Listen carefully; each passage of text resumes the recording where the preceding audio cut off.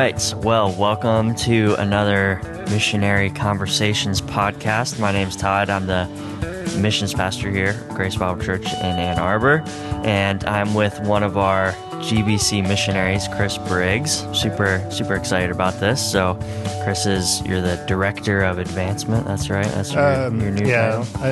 VP of Development, Director of Development, something along those lines. Okay, perfect, sweet. Yeah. So Chris and his family, they have kind of been sent partners, kind of extra connected to our church here at GBC in some ways, and so we've really loved just building a relationship with them over the years. And so with this podcast, we're just kind of hoping to hear more about your story, your background, a little bit about the ministry. So really excited about it. Yeah, it's fun to be here. Yeah, and thanks for making the time. I know things are crazy right now, driving through a snowstorm, all that. It's December in Michigan, so, it's going to happen. It happens, yeah. All right, so let's start at the beginning. Okay. Let's start early childhood. Where'd you grow up? What was your family like? Give us some of those details. I don't know whether or not I should really share where I grew up.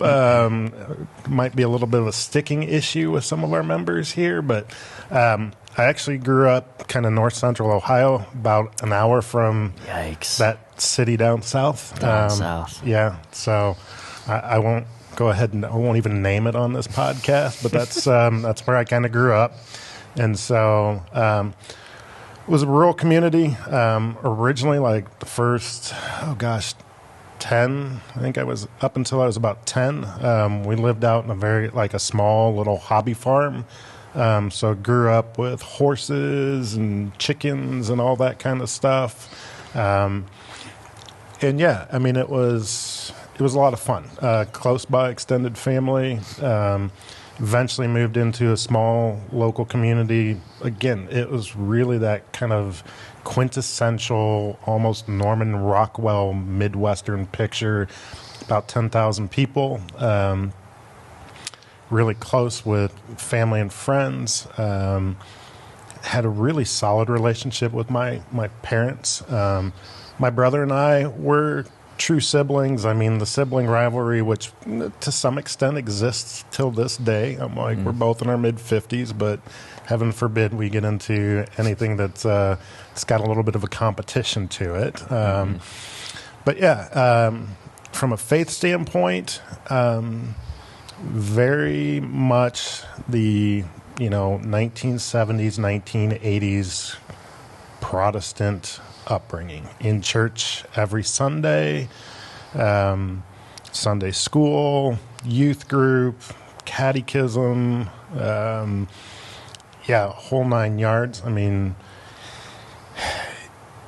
was in the children's choir eventually, in the adult choir as I got a little bit older. I mean, just participated in everything. And so did the church camp thing, even was like a counselor.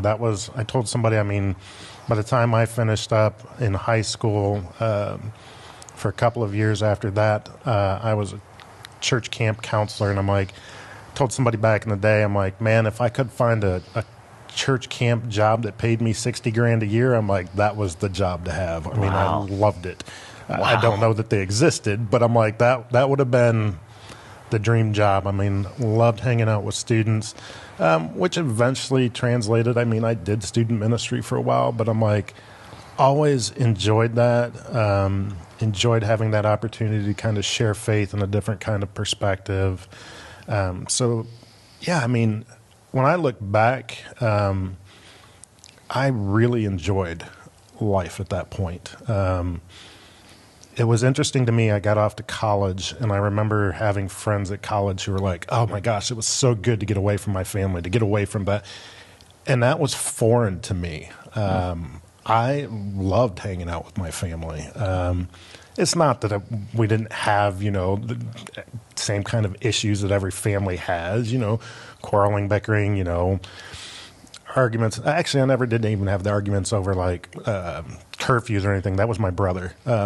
Mike always made me look good as the firstborn. I'm nice. Like, I was the good son, Yeah. So I'm like, so didn't even have like those kind of things, but it was just like, I appreciated the relationship that I had with my family. Really appreciated the input that my parents gave. It was just that very solid upbringing. And so when I got to college and was thinking through and listening to everybody who's like, oh, they had this issue or that issue and wanted to be away from their family, I'm like, I couldn't wait for Briggs to come up to go back and see my family. So yeah, that was kind of the beginning of everything. Okay. So what were you into? Like you obviously had to keep up with kind of some of the farm type stuff around the house, but did you have hobbies, sports? Yeah. So, I mean, the farm thing, we left that, like I said, when I was about 10. So, I mean, yes, there was some of the taking care of the animals and things like that, but even that wasn't significant. So when we moved into town, did get involved in sports, played football up until early high school, blew out my knee, not in an official game. It was in a pickup game about 2 weeks before we were supposed to sign training rules. Yeah, we were at a campground where we spent a fair amount of time during the summer. We'd go down for weekends and whatever. And there were a group of us down there who would all hang out. And I remember as we were headed down to the field, we're like, hey, we're going to go play some football. And my dad was like, no tackling whatsoever. And of course, we're all like, yeah. And everybody's like, sure, Mr. Briggs, no deal, which lasted about 3 plays because there were a whole bunch of girls down there watching. And so, of course, guys were going to be guys and we were going to show off. And, yep. And how old were you? I was going into my sophomore year, so 16, ballpark, prime age. And yeah, it was a stupid thing. It was an ego thing. I had somebody who I knew from an opposing school who had actually earlier on threw a cheap roll block at me and didn't know it, but actually tore the ligaments in my ankle doing that. So I told a friend of mine, I'm like, hey, if he ever gets the ball, just hold him up enough because I'm going to just totally bury him, which I did about 5 plays later. And during that time, that was when I tore all the ligaments in the other leg's knees. And so, I mean, within probably a minute, my knee looked the same size as my upper thigh, and it was wrecked. Came back to bite you. Everything.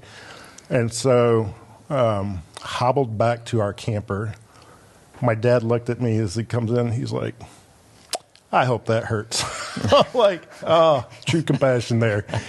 And That's a good dad. My mom had the vehicle, so I actually had to wait for them to take me into the ER. And, of course, like I said, it was shot, tore everything in there. So that pretty much ended that. But then eventually got into track through shot put and discus. So enjoyed those things.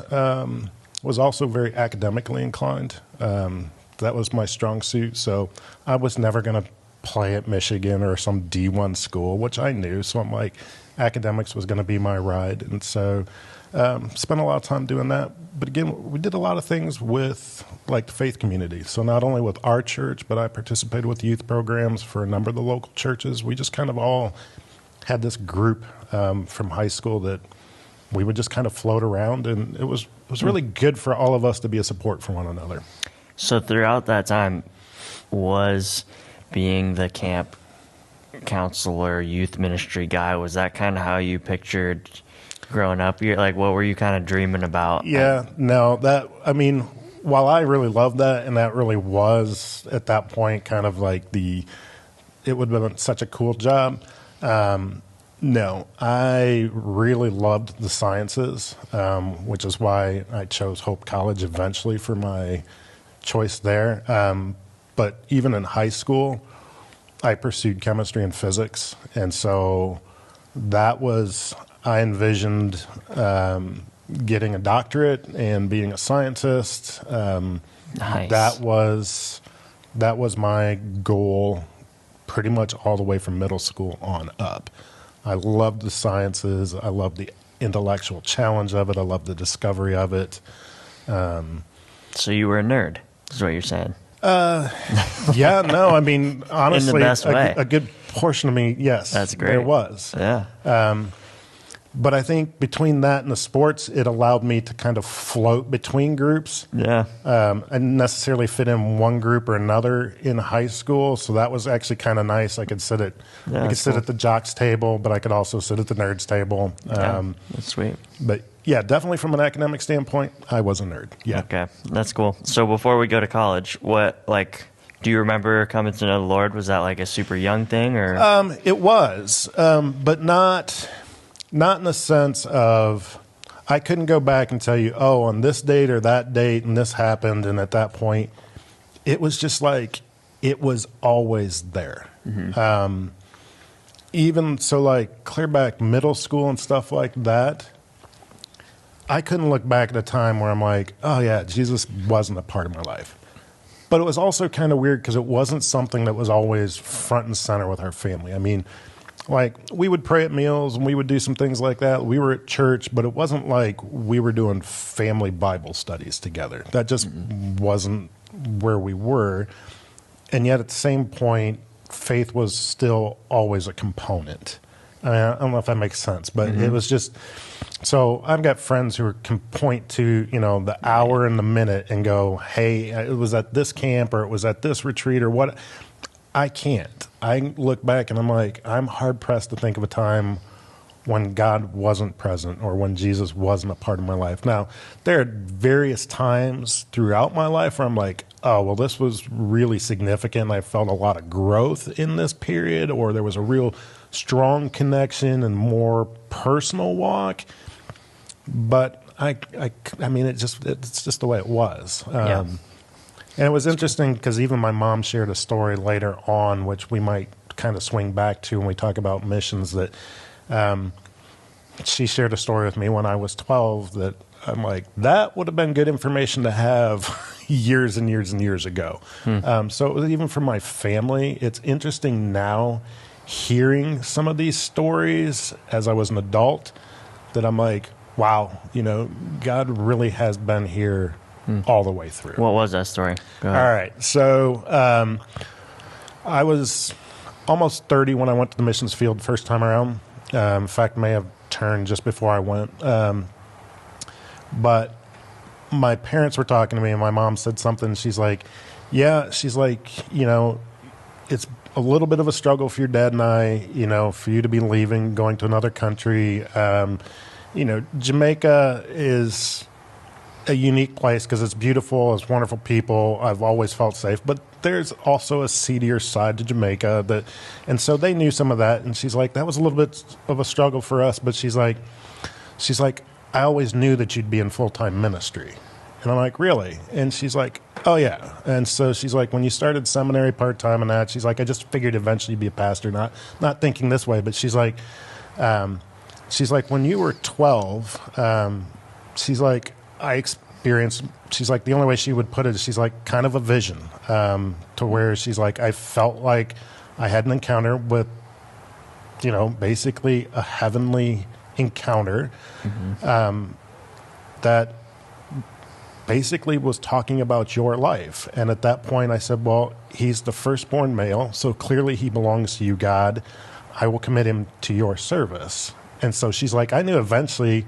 So she's like, when you told us that you were starting seminary part-time, she's like, that didn't surprise us. And then when you mentioned that you were going to the missions field, she's like, it wasn't shocking because I knew eventually you'd end up. And I'm like, that might have been some good information to have before I'm leaving for the missions field and all this. So, and again, the thing that's kind of unique in that is, like, both my mom and I have had some of that kind of experience to where I would almost call it vision or, something that's like, not necessarily burning bush or descending dove, but pretty close from our perspective. But we were never, we were as far from a charismatic family. I mean, there wasn't even lifting of hands in the church where I grew up. I mean, this was all organ music and hymns, and there was no charismatic portion of that. And in fact, when it actually happened to me, I wasn't sure what to do with it because I'm like, is this a normal experience? This was just not my background. So when she explained that to me, after I'd already been on the field for 2 years, I'm like, okay, interesting. How old were you when it happened to you? I was on the field. Okay. Well, no, I take it back. It was the first time that kind of happened to me was on the first missions trip that I went on, that basically where the call to serve with CCCD full-time happened. It happened throughout that week. There were a couple of experiences that just, I had prayed that God would show me a new kind of aspect of worship and a new insight into who he was, and to really challenge my understanding of what it meant to serve him in missions. Those were some big open-ended up prayers that I'd been, kind of challenged into praying. And I'm like, so at that point, really didn't think through what I threw out there to God. And God's like, that I can use. And man, it changed the entire trajectory of my life. But also really kind of rocked my world, because I'm like, I don't even know what to do with half of this stuff. Don't have a box for it. Yeah, this doesn't fit my mold. Before we get to that, I guess let's hit on college first, and then Sure. we'll get down to the getting into missions stuff. But so you go to Hope. Go to Hope. Yep. Undergrad. Yep. And degree. Yep. Chemistry. Started off as a double in chemistry and physics. Eventually knew that I wasn't going to do a double PhD, and physics is kind of pointless without a PhD. At least with chemistry, I saw more opportunity in the interim. And so eventually dropped the double, focused just on the chemistry. And then, and that was really my time at Hope, was a lot was focused on that academic pursuit, doing research. So while I was there, I had opportunities to research at Hope, at Cornell. In fact, Cornell was where I was shooting to go for my graduate studies. Researched with a professor there in solid state chemistry, was doing some work on high TC superconductors. Really enjoyed that. Made some great connections there. In fact, he told me when I left the program, he's like, when you're ready to come back for your PhD, he's like, let me know, there'll be a spot open on our group for you. So that was really what my thought was, yep, going to go Ivy League, get my PhD, come out with that. For dumb people, what's an ITC superconductor? Oh, high TC, so a high temperature superconductor. So one of the things with superconductors, okay. Yeah, so sorry. So superconductors have historically all been something that you've had to have super cooled, and that's been one of those limiting factors for them.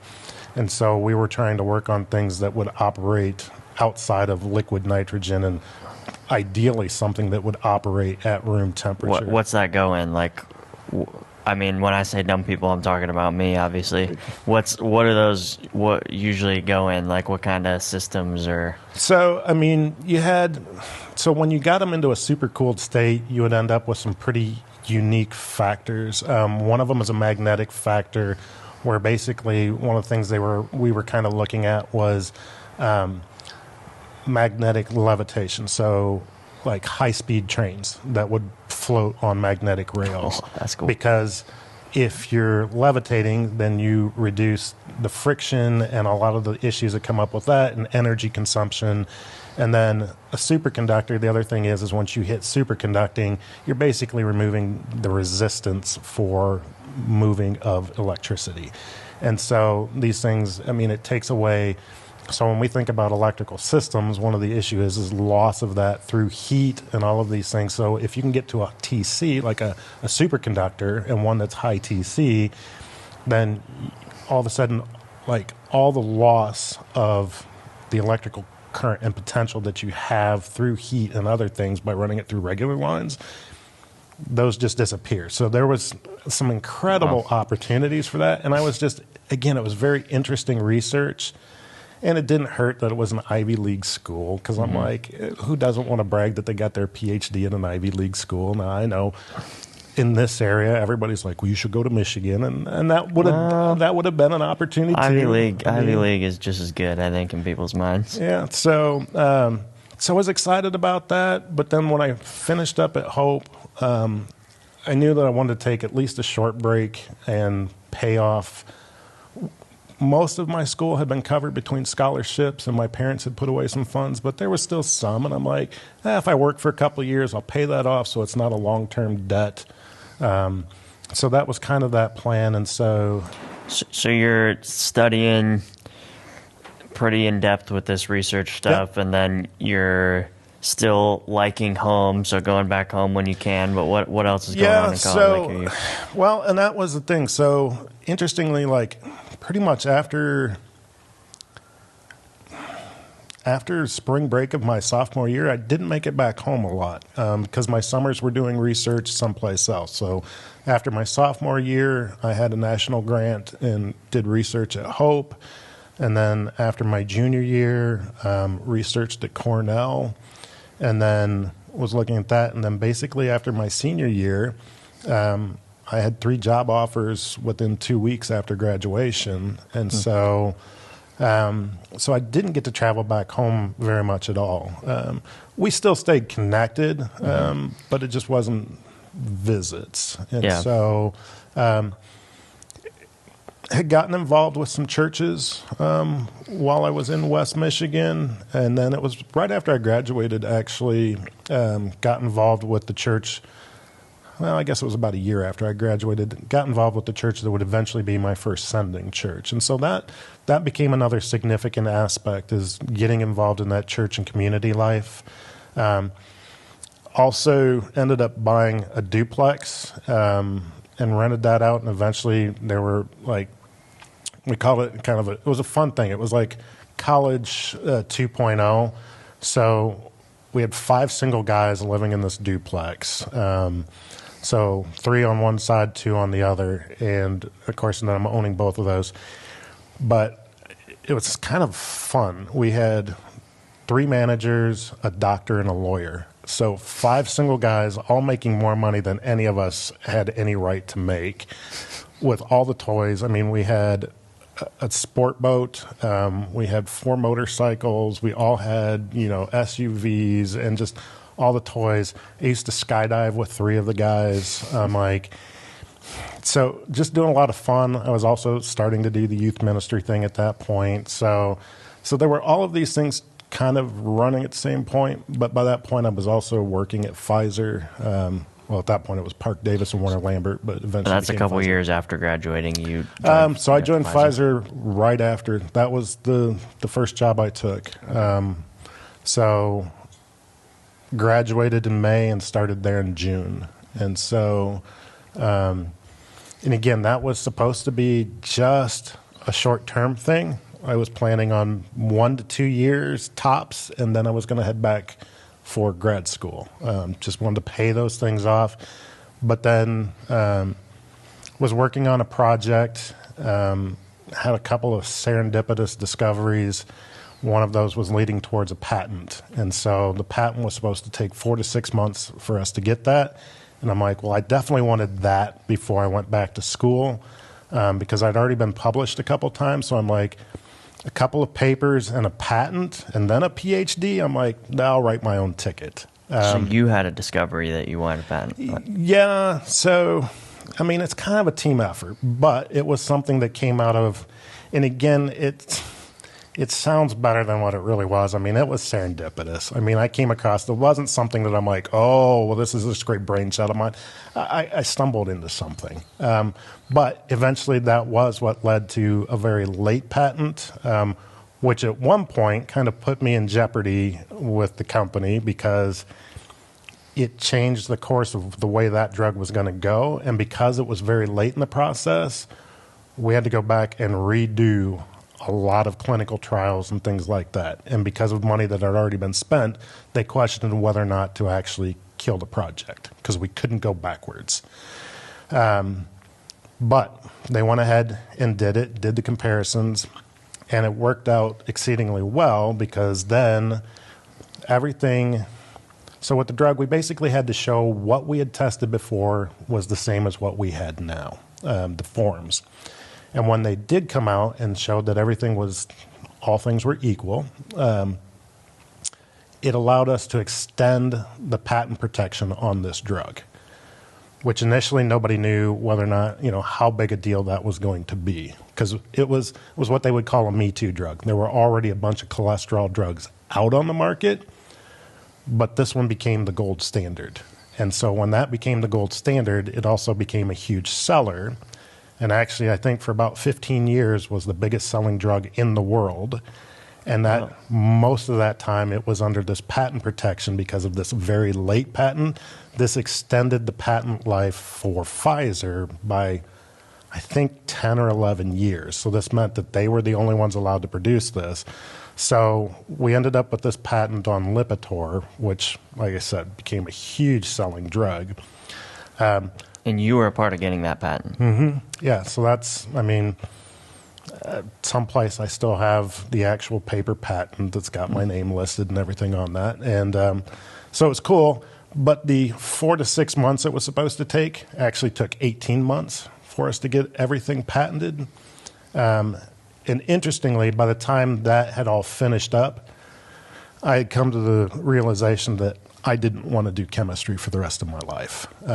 It was very solitary. It didn't meet the kind of needs of the relational components. And so by that point, I had moved into a management position because that still allowed me to have kind of the intellectual challenge of chemistry, but kind of the relational component and kind of the leadership component of a management position. But I knew that bench chemistry wasn't going to be it. So that's when I basically put aside the idea of a PhD. How old were you? Mid-20s, 26, 27 probably. So this is a couple years after graduating. Yeah, so 4 years probably okay, so after graduating from undergrad. I just knew this wasn't going to be the way that my kind of career path was going to go. Mm-hmm. I enjoyed the management, but at the same point, during that point, I had a friend of mine who was a couple years behind me in college, but we were really kind of close. I had spent some time mentoring him early in his faith walk, and by that point, he was looking either one of two careers, either med school or seminary. Either way, he wanted to do it for missions, either medical missions or just flat out, evangelistic missions. And he eventually made the decision. He's like, I think I'm going to start seminary. He's like, but they had some classes that we could take locally. It was a college south side of Chicago who would send professors to West Michigan. And so it was kind of like an extension type of thing for some of the classes. And so Jim asked me, he's like, what's your thoughts? He's like, I know you've thought about seminary. He's like, what if we start this together? And so we started doing a couple of those classes together. And that was kind of where that next phase was of this was really going to be the trajectory of where my life was going to go. And so that's at the same time as you moving into the managerial position is when you start going into seminary with this guy. Just ahead of that, but yeah. And what's your church involvement looking like? Is it getting more in the youth group and stuff? Yeah. So at that point, basically, I was the lay youth leader started off with like a 4th and 5th grade class that I started off. I think we had 6 attending that. And by the end of the first year, I had that up to 50 and had started a small group of leadership kids out of that with 12. And that just continued to grow. And so then as they moved up, I moved with them into middle school. And then the idea was I would grow the high school program.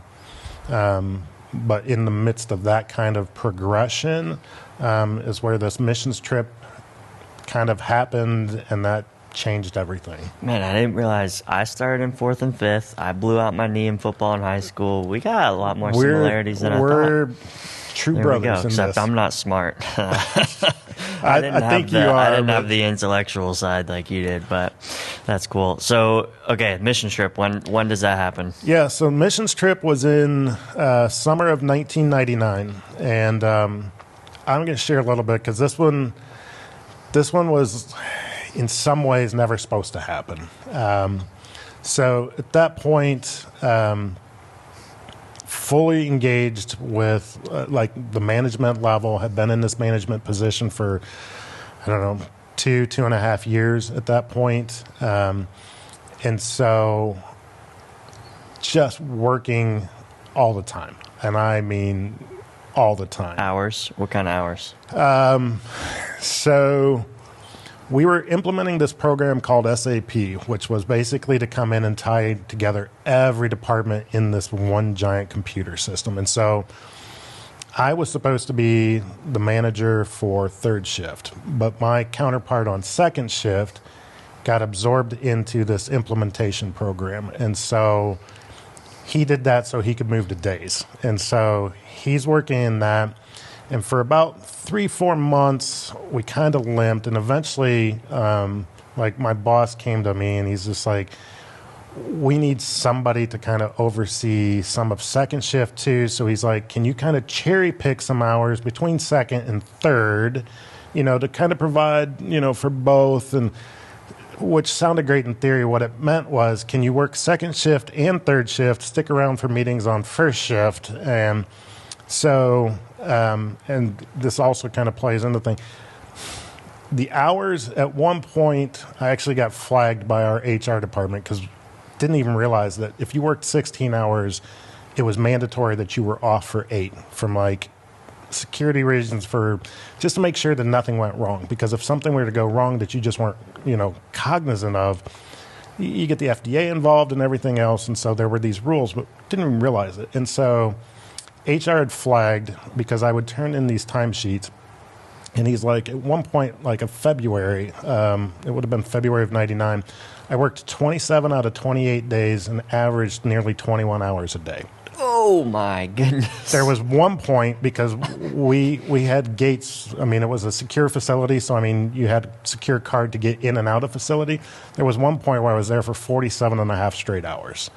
And so... Were you sleeping on a couch at my office. Would basically take a cat nap at the desk and whatnot. Drank a ton of caffeine. So... Wow. So lots of hours. And so in the midst of that, leading up to that, that summer, my cousin was going to get married in California. And so, and that was the cousin that was actually closest to me age-wise. And so had known Shannon for, many years. It was my dad's only brother. And so... had talked to my parents and said, hey, are you going to go out for the wedding? And they're like, yeah, we're planning on it. And I said, well, I am too. My brother wasn't going to. But I said, well, if we're going to go out for the wedding, why don't we just make it like a week, 2 weeks, something like that. And we can go and maybe hit, Napa and Sonoma Valleys, do a little sightseeing, blah, blah, blah. And so they're like, yeah, that'd be great. And so had kind of planned that out December of 98. But as we kept going in, and so like I said, that February of 99, just work became just my life. That was it. If I wasn't at home sleeping, I was at work. And so as we started moving in and getting closer to that, we got to the point where I think it was kind of April time frame. I'm like, there's just no way I can take off time in the summer like that. And so I called my parents and I said, I can't do that long of a trip. And they're like, oh, great. And I'm like, what? And they're like, well, we couldn't either, but we didn't know how to tell you that we couldn't. They're like, so we ended up shortening this down to like just a 5-day weekend, which becomes pertinent just around the corner in the story. So around the same point, this trip comes up at our church for a summer missions trip that was going to go down to Jamaica. It was a father and son trip. And my dad still lived in Ohio, so he wasn't going to be there. I was single, so clearly not a father yet. But a few of the moms who their boys were going and their husbands were going, like, pull me aside after church one day, and they're like, hey, you should really go on this trip. Give the boys a different kind of perspective on you, see you outside of the normal setting. You get to know the dads better. So I show up for, kind of this missions meeting. And the two guys who are leading the trip were kind of friends, acquaintances of mine, so it wasn't a big deal. So I show up for this meeting, and they go through the whole thing. And basically, Stephen, after the meeting, pulls me aside, and he's like, hey, it's great to see you here, whatnot. And he's like, glad you're interested, but really this is an invite-only trip, and we're full. We don't have any space. And I'm like, no problem. I'm like, I have other things going on. I had a trip to Hawaii that was going to go on in November of that year. I was supposed to go to Europe. I had some trips to the West Coast going, all these other things. So I'm like, Jamaica in July, August, okay, I'm not going to miss out on that for a work trip. So wasn't real worried about it, but I'm like, a couple moms, you just don't tell moms no. It's just not what you do. So basically left it as, and Stephen even said, he's like, well, but we don't want to discount. If God's doing something, he's like, we want to be open to that, but basically left it as, don't call us, we'll call you. And so then as we hit that kind of May time frame, I was talked to my parents, said, I can't do the summer. So at that point, really glad I'm not adding this. But shortly after we kind of made that transition and said, look, I'm not going to do this, this is where we got called in by HR. And so my boss comes to me and he's like, hey, dude, yeah, we're in some hot water with you being here all the time in the hours. He's like, so I need you to you can't turn that in. And I'm like, it's fine. If I don't have to be here all the time, I'm like, you tell me when you don't want me to be here, and I will more than, happily kind of step out of that. He's like, well, not so much saying that. He's like, we just can't necessarily. And I'm like, oh, so we're keeping two sets of books. He's like, well, we'll totally make sure that you get time off. So it was this whole. So we roll in, and we hit June, and I'm following the books. I'm not ever reporting more than 16 hours or whatnot. And I'm actually trying. Okay. Well, I was trying to maintain that. Mm-hmm. And so we kind of hit this end of June, and Fred calls me into his office again, and he's like, we have an issue. And I'm like, I haven't turned in any extra hours or anything like that. He's like, I know. He's like, and they know. So he's like, they pulled the gate log records at the gate. So and apparently there had been twice that I had been over, once by like a half hour and once by like an hour and a half. And he's like, they're going nuts. He's like, in fact, I was told that you need to take some time off, not like disciplinary, but vacation. And I'm like, well, in July, I'm going to be gone for like 5 days, for this wedding. And he's like, great. He's like, if you find some extra time, just let me know. And so legitimately a week later, Stephen, my friend from the church, we're walking down to do baptisms at church. And so we're walking down to where they're going to do the baptisms. And he pulls me aside. He's like, hey, are you still interested in going to Jamaica? And I said, well, I might be. I said, when are you going again? And he said, well, towards the end of July. And I'm like, oh, well, that won't work, because I said, I'm going to be in California for my cousin's wedding. And he's like, well, when do you get back? And I said, well, we get back on like Wednesday, the 26th, whatever it happened to be. He's like, great, we don't leave till Thursday. And so I'm like, well, I guess maybe. I'm like, let me talk to work and see. So the next morning I'm at work, Fred comes in, and I said, hey, remember the 5 days I was going to take off? He's like, yeah. I'm like, I can turn that into almost 2 weeks. He's like, done. I'm like, you don't want to see? He's like, if I have to work your position myself, he's like, to get them off my back, he's like, make it happen. So I signed up for this trip, got back on like a Wednesday afternoon, evening, grabbed new clothes, and took off Thursday morning with this father-son trip. And that was just, so even in that month kind of leading up to that, and that kind of praying with my friend Marty, who was the other leader, because he only had daughters, so he and I got paired as kind of father-son, and he really was kind of a spiritual father for me in some regards.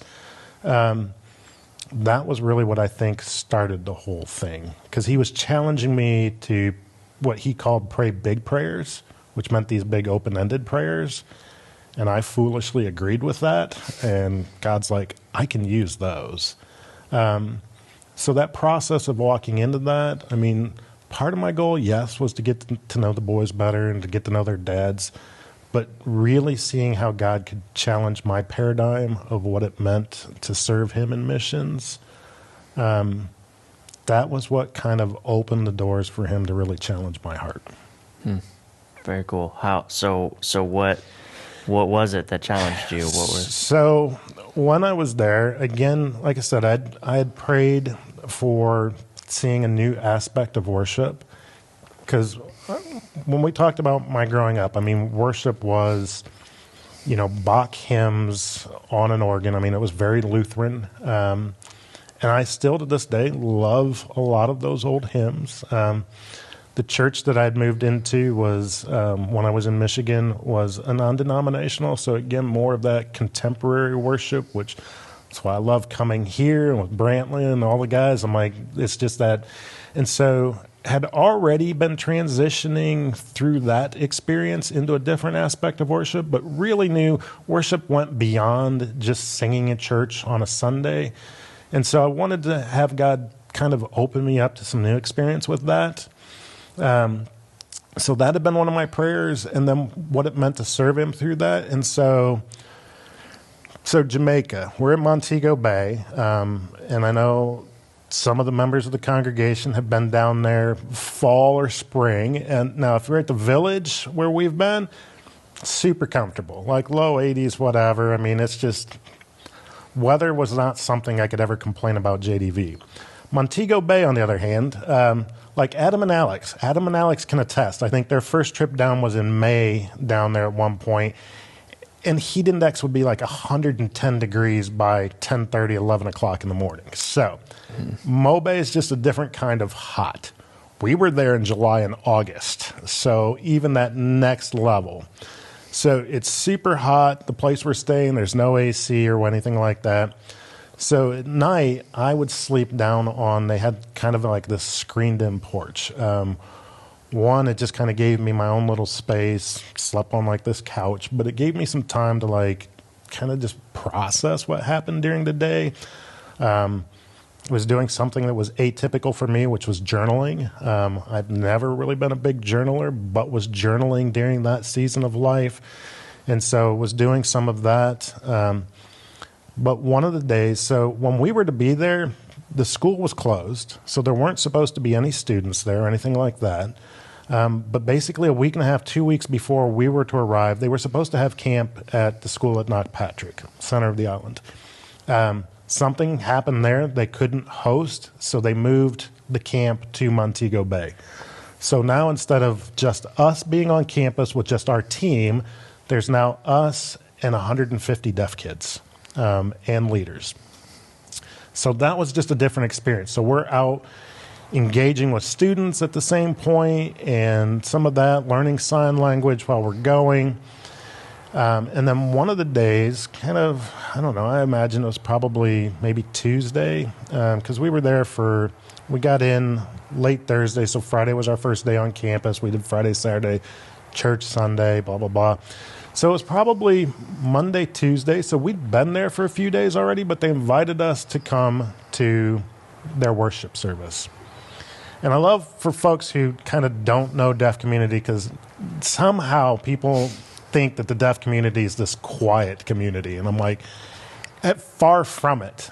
They can't hear, so for them it's quiet, but they're just loud because they don't know. Mm-hmm. And so we're in this kind of smaller room. I mean, everybody's kind of packed in. We're kind of at the back, more or less observing worship. But you have all these people in, and it's all these like flat, hard surfaces. So sound is just bouncing around. And they were doing worship songs, and so they're signing to it, but they're also vocalizing. A lot of them will vocalize. And from a human standpoint, I would just classify it as cacophonous. I mean, it is just this barrage of sounds, and it's bouncing off of ceilings and walls, and it's just hitting you. And I'm like, but to this day, I still remember the songs that we're doing. And one of them was As the Deer Panteth for Water. And then they did Lord Prepare Me to Be a Sanctuary. And again, I've been praying for God to open us up. And so we're sitting at the back, and I've got some of my students on one side of me. I've got one of the elders from my church who's sitting next to me. And we're kind of watching this. And I remember starting to feel just something. And I'm like, well, I don't even know what I'm feeling right now. And I'm like trying to wrangle this in and process. Because again, very that intellectual, I need to make sense of things.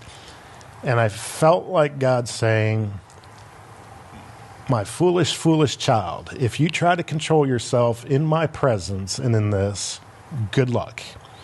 And so as I'm like looking around the room, and again, I'm going to hit. I did not grow up charismatic.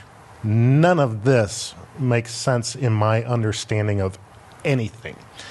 And as I look around and I'm watching just the faces on students, I'm watching what I would describe as pure joy.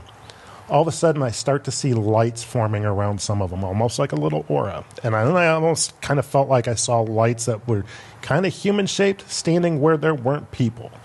And I'm like, what in the world is going on? And the next thing I know, I'm like, I am uncontrollably sobbing. I don't mean crying. I mean sobbing, like ugly sobbing. And my kids are looking at me like, what in the world is going on?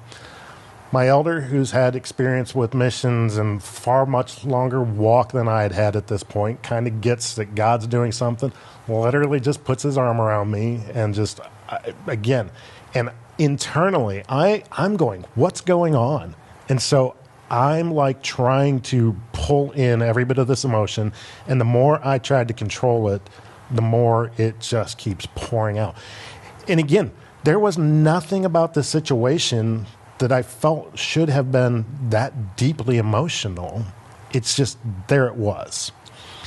And as quick as that kind of came in, like this is going on for, I don't know, minute and a half. But then it felt like somebody legitimately kind of peeled back the top of my head.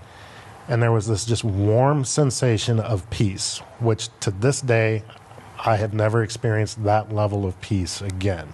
But I mean, just settled over my entire body. Just this warmth and, yeah, peace is the only way I can describe that. And understanding God saying, this is what it is to be in my presence. And I'm like, holy cow. So we then leave there and go finish working on projects for the rest of the day. And I'm trying to make heads and tails of what happened. And so then my elder Kevin comes along and he's like, hey, if you need to chat later, he's like, we'll find some time. And so we did, but nothing that, so it was that night kind of reading through some scripture and whatnot and journaling. And as I'm reading through, there were some passages in Isaiah, and it was basically God saying, I'm calling you into this. And I'm writing this and I'm like, I know this was a call, like truly vocational call to serve in missions. But again, I don't know what this means. I don't have the tools to process this. I know what it is, but it doesn't make any sense to me. So I'm thinking, is this what missionary calls are like? I don't know. So the guy that we were working with that was kind of overseeing teams had been a single guy. He was a missionary, had been in Papua New Guinea for a while, had served basically like 2 or 3 different places before even coming to Jamaica. So we're staying off campus, but I'm like, well, maybe Doug's going to come and have dinner with us at some point, because I'm like, I want to know what his call was like. Is this really what things are like? Is this kind of typical? I don't know. So the next day, we're out working on projects. We get there, and I see him, and I'm like,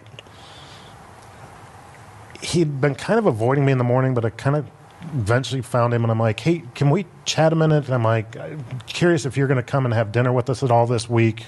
Just wanted to have a conversation. And he was kind of brusque about something. And so he's like, yeah, I'll talk to you later.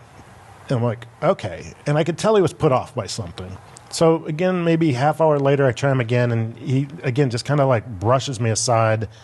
And I'm like, hey, if I did something to offend or whatever, just let me know. And he's like, no, it's not that. He's like, it's just, and I'm like, hey, I'm full grown, big shoulders. I'm like, if I did something that I need to apologize, just let me know, and I'm happy. He's like, no, it's not that. And so finally, he's been hemming and hawing, and he's like, well, I need to talk to you, but he's like, no, I don't want you to think I'm weird or anything. And I'm like, well, that ship has sailed. And so he's like, well, he's like, take this for what it's worth. Now, again, remember, I'm like feeling this call during this journaling. It was about 11 o'clock the night before. He's like, last night, he's like, I'm doing my devotions, and he's like, maybe it's because it was late. He's like, it's like 10:30, 11 o'clock. He's like, I'm just praying through some stuff. And he's like, again, he's like, I don't know what your background is, but he's like, take it with a grain of salt. But he's like, I really felt like the Spirit told me that I needed to talk to you about what it would look like to do full-time missions. And my jaw like almost hits the ground.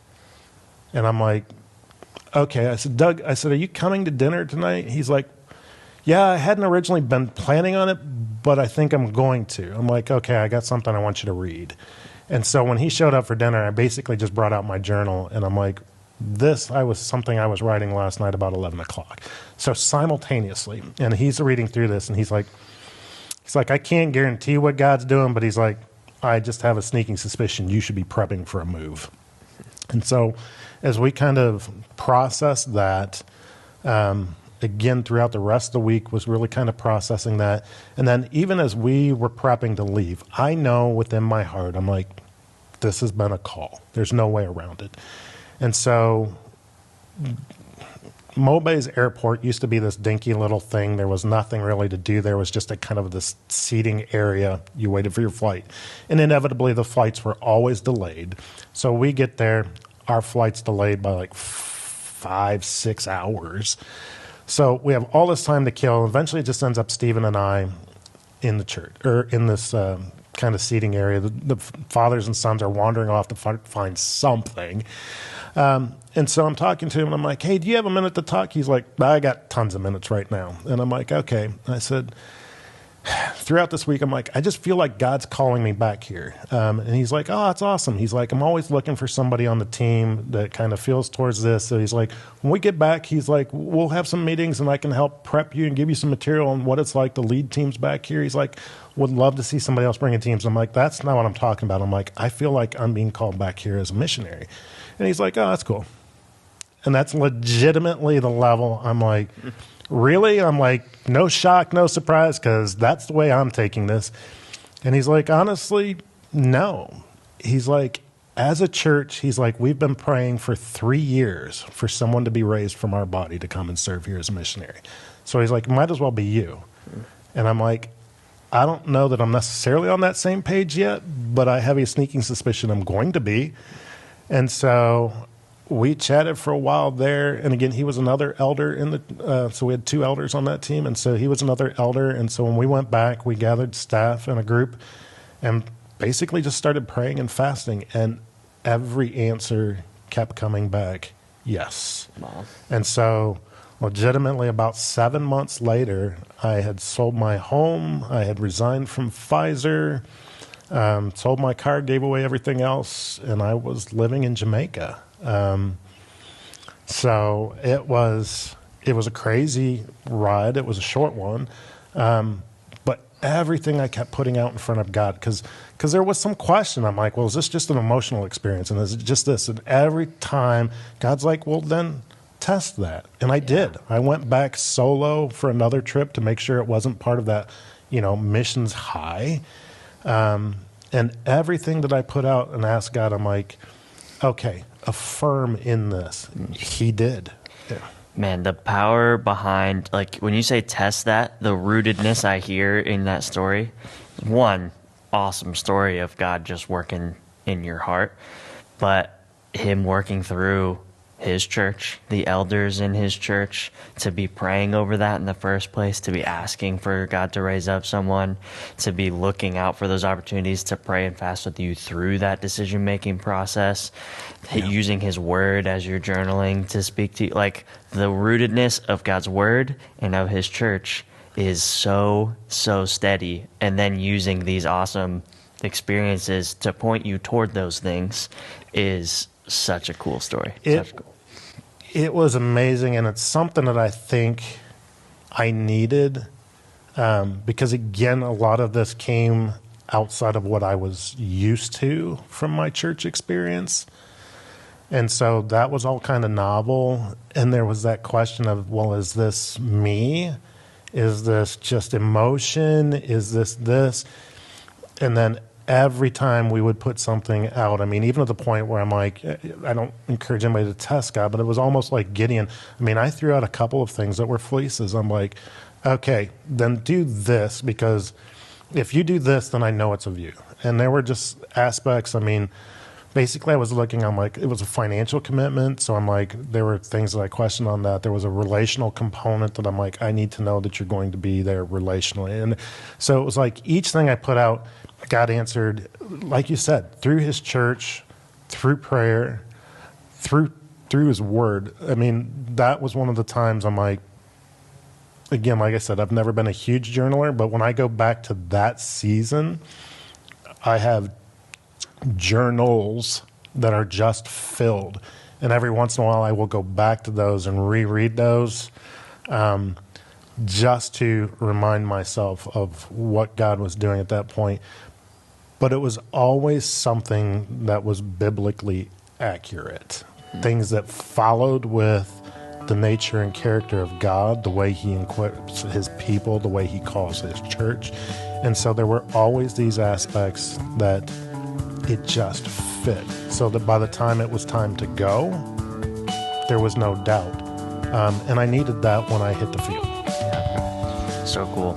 Well, let's take a quick break. Thanks again for sharing with us. And then when we come back, we can jump into kind of what that looked like to go on to the mission field. Excellent. All right.